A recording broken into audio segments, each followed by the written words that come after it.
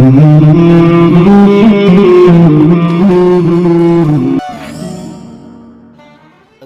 আলাইকুম রহমতুল্লাহ।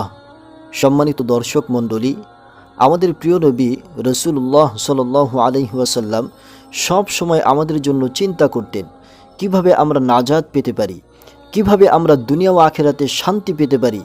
তিনি আজীবন আমাদেরকে শিখিয়ে গেছেন কিভাবে আমরা অল্প পরিশ্রমে অধিক লাভবান হতে পারি। এরই ধারাবাহিকতায় তিনি আমাদেরকে শিখিয়ে গেছেন ছোট্ট একটি দুরূদ শরীফ, যে দুরূদ শরীফটির ফজিলত অপরিসীম।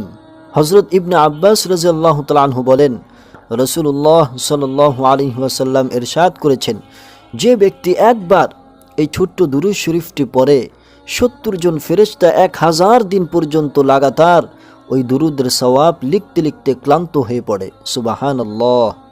দুরূদ শরীফটি হলো, জাযাল্লাহু আন্না মুহাম্মাদান মা হুয়া আহলুহু, জাযাল্লাহু আন্না মুহাম্মাদান মা হুয়া আহলুহু।